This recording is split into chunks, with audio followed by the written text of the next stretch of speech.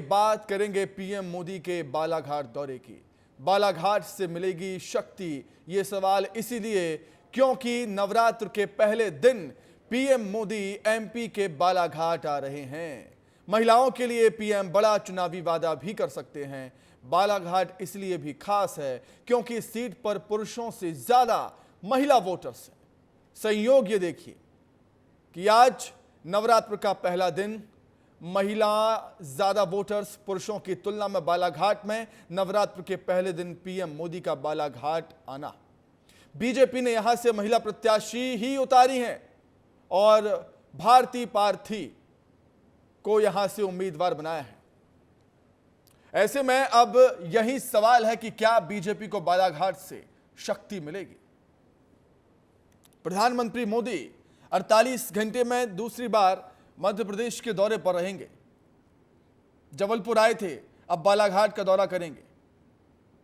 सवाल यही उठ रहा है कि बालाघाट से शक्ति मिलेगी बीजेपी को। जनसभा को संबोधित करेंगे। पुरुषों की तुलना में महिला वोटर्स बालाघाट में ज्यादा हैं और आज है शक्ति का पर्व। शक्ति के पर्व की शुरुआत आज से हो चुकी है।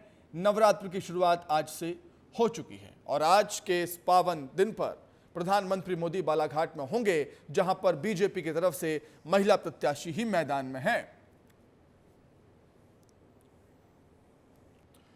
तो 48 घंटे में पीएम मोदी एक बार फिर एमपी के दौरे पर आ रहे हैं और सरजमी भी महाकौशल की, आदिवासी इलाका बालाघाट। इस सीट की सबसे खास बात यह है कि यहां पुरुषों से ज्यादा महिला वोटर्स हैं, यानी नवरात्र के पहले दिन पीएम मोदी का बालाघाट दौरा। सवाल यह है कि क्या बालाघाट से बीजेपी को शक्ति मिलेगी। रिपोर्ट देखें।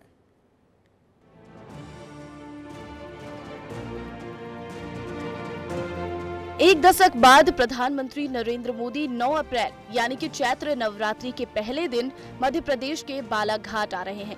पीएम मोदी बालाघाट में बीजेपी प्रत्याशी के समर्थन में जनसभा को संबोधित करेंगे। जनसभा में प्रधानमंत्री मोदी के अलावा मुख्यमंत्री डॉक्टर मोहन यादव, बीजेपी प्रदेश अध्यक्ष वी.डी. शर्मा, कैबिनेट मंत्री प्रहलाद पटेल भी मौजूद रहेंगे।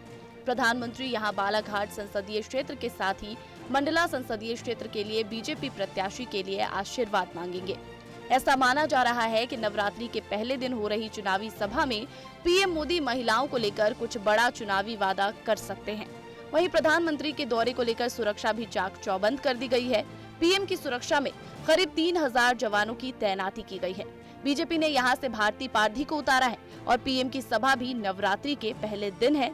दिलचस्प बात यह भी है कि बालाघाट मध्य प्रदेश की एकमात्र ऐसी सीट है जहां महिला वोटर पुरुष वोटर्स के मुकाबले ज्यादा हैं।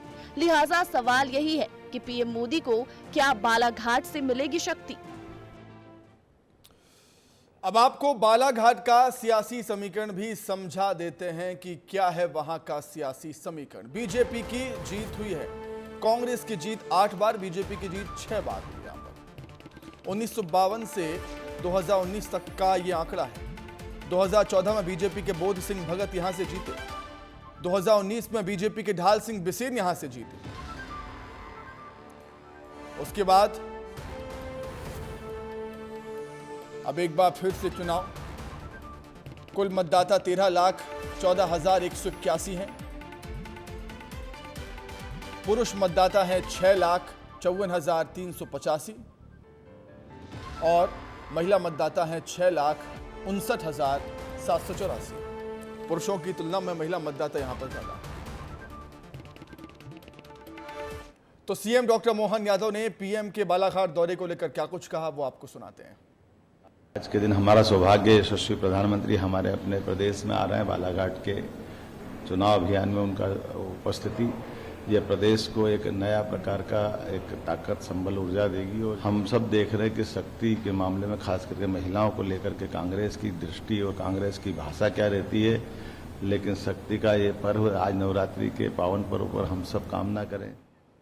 और इसी खबर पर अधिक चर्चा करने के लिए सीधे हम रुख करेंगे। हमारे सहयोगी श्याम सिंह तोमर हमारे साथ जुड़ गए हैं। श्याम, प्रधानमंत्री मोदी ने भी लोकसभा चुनाव के प्रचार के लिए अपनी पूरी ताकत झोंक दी है। मध्य प्रदेश की बात करें तो 48 घंटे में दूसरी बार मध्य प्रदेश के दौरे पर आने वाले हैं पीएम मोदी। श्याम, बिल्कुल ठीक कहा सुमित आपने। मिशन मोदी जारी है और उन सीट्स पर जारी है जो कहीं ना कहीं हमको लगता है कि जनजाति बहुल क्षेत्रों से जुड़ी हुई हैं। महाकौशल का उनका दौरा ले लीजिए और आज जो है इसी बीच वो बस्तर गए, फिर उसके बाद में आज जो है वो बालाघाट जा रहे हैं। तो कहीं ना कहीं आपने एक बड़ी खूबसूरत बात बोली, बड़ी खूबी बताई उस सीट की कि महिलाओं की संख्या ज़्यादा है और आज से ही शक्ति का पर्व भी शुरू हो रहा है। तो मोदी ज़रूर कुछ मैजिक चलाने वाले हैं, ज़रूर कुछ ऐसी घोषणा करने वाले हैं जो कहीं ना कहीं आधी आबादी को कनेक्ट करेगा। सुमित, निश्चित तौर पर एक अच्छा संयोग है श्याम, एक अच्छा संयोग है। आज शक्ति का पर्व शुरू हो रहा है, चैत्र नवरात्र की शुरुआत है, जैसा कि आप बोल रहे हैं कि महिला मतदाता हैं और खास एक बात यह है कि वहां से महिला प्रत्याशी को ही बीजेपी ने मैदान में उतारा है। श्याम जी बिल्कुल सुमित, इससे भी बड़ी खास बात यह है कि वो बिल्कुल ज़मीन से निकली हुई जो है कार्यकर्ता भाव की जो है प्रत्याशी हैं। वो स्थानीय निकाय में पार्षद हुआ करती थी और उनको इतना बड़ा जो है वो इम्पोर्टेंस दिया गया है, इतना बड़ा महत्व दिया गया है और उनको प्रत्याशी बनाया गया है भारती पारधी को। और उसके लिए खुद पीएम मुखिया देश के जो है वो आ रहे हैं प्रचार करने, ये और भी महत्वपूर्ण हो जाता है। इस दरमियान ज़रूर हमको कोई मोदी गारंटी दिखाई देगी नारी शक्ति के लिए। यहाँ से कौन कौन से नेता श्याम जाने वाले हैं? सीएम डॉक्टर मोहन यादव तो जाहिर सी बात है बालाघाट में होंगे, और कौन कौन से बड़े नेता हमें बालाघाट में दिखाई देंगे आज बीजेपी के मध्य प्रदेश के? देखिए, जो प्रभारी हैं सतीश वो जाने वाले हैं वहाँ पर। इसके अलावा पहले वीडी शर्मा का भी शेड्यूल था, लेकिन फिर जो है उनका शेड्यूल अभी वर्तमान परिस्थितियों को देखकर कुछ परिवर्तन किया गया है। तो प्रदेश के वो तमाम निर्णायक चेहरे जो कहीं ना कहीं प्रदेश के प्रभारी हैं इस चुनाव अभियान के, इसके अलावा जो कद्दावर चेहरे हैं भाजपा के, वो सभी वहाँ उनका जमावड़ा रहने वाला है, ताकि ये संदेश जाए कि देखिए भाजपा जो है एकजुट होकर हर अभियान में साथ खड़ी होती है, चाहे स्थानीय नेता हों, चाहे प्रदेश स्तरीय नेता हों, चाहे केंद्रीय नेतृत्व हो, ये सभी रहने वाले हैं वहाँ पर। ठीक है श्याम, ठीक है। जिस तरीके से हम देख रहे हैं कि लगातार प्रधानमंत्री मोदी के दौरे जारी हैं। बालाघाट वो आ रहे हैं, जबलपुर पहुंचे थे, छत्तीसगढ़ भी पहुंचे थे। तो बीजेपी कहीं ना कहीं अपने सबसे बड़े स्टार प्रचारक को अब मैदान में उतार चुकी है और प्रधानमंत्री मोदी का भी खास लगाव मध्य प्रदेश से है। जैसा कि विधानसभा चुनाव में आपने सुना होगा, नारा दिया था बीजेपी ने कि एमपी के मन में मोदी, मोदी के मन में एमपी। बिल्कुल ठीक कहा सुमित आपने, जो है एमपी के मन में मोदी और मोदी के मन में एमपी, ये जो जुमले हैं ये ही कहीं ना कहीं कनेक्ट करते हैं लोगों को।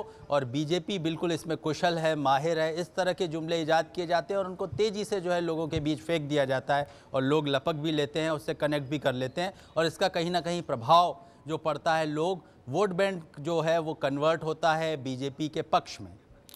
ठीक है श्याम, बहुत शुक्रिया आपका जुड़ने के लिए, तमाम बातचीत के लिए।